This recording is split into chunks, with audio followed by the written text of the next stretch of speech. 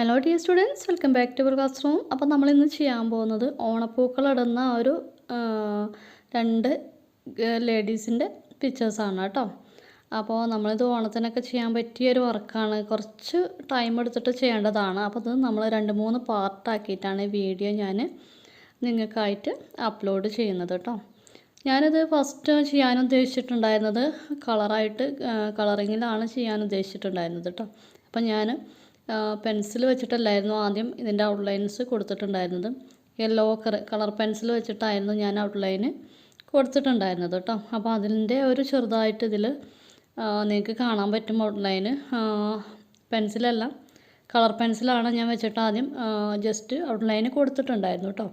പിന്നെ അതിന് ശേഷമാണ് നിങ്ങൾക്ക് കൂടി പഠിക്കാൻ വേണ്ടിയിട്ട് എന്നാൽ പെൻസിൽ ഡ്രോയിങ് ആക്കാം എന്ന് കരുതിയിട്ട് നമ്മളിത് പെൻസിൽ വെച്ചിട്ട് ഒന്നുകൂടി ഔട്ട്ലൈൻ ചെയ്യാണ് കേട്ടോ.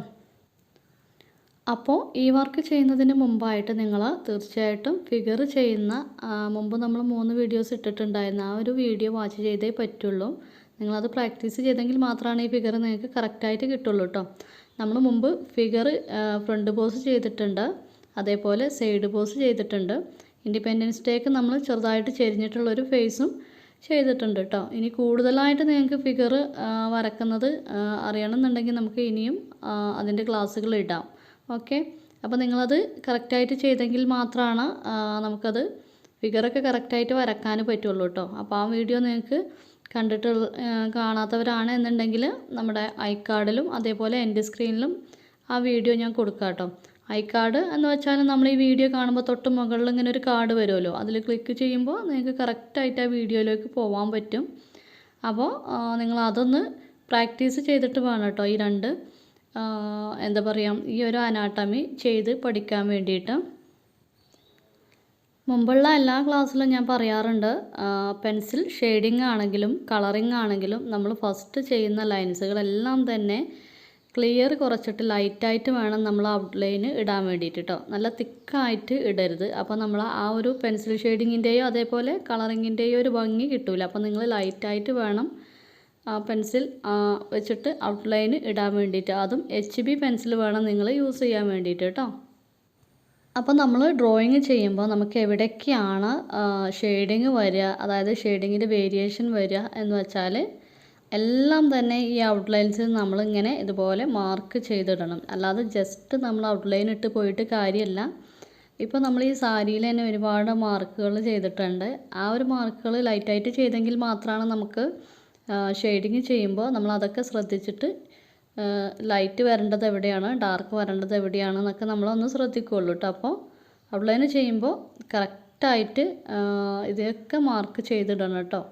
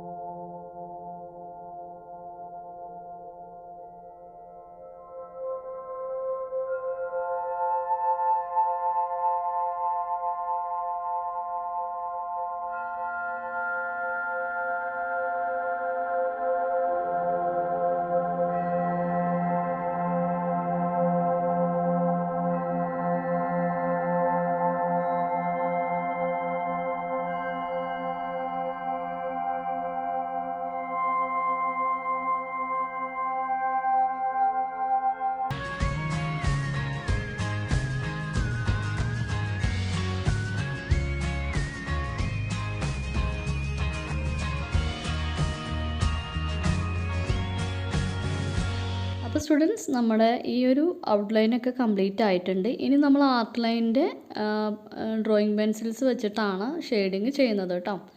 അപ്പോൾ നമുക്ക് നെക്സ്റ്റ് വീഡിയോയിൽ ഇത് ഷെയ്ഡിങ് ചെയ്യുന്നത് എങ്ങനെയാണ് എന്നുള്ളത് പഠിക്കാം കേട്ടോ.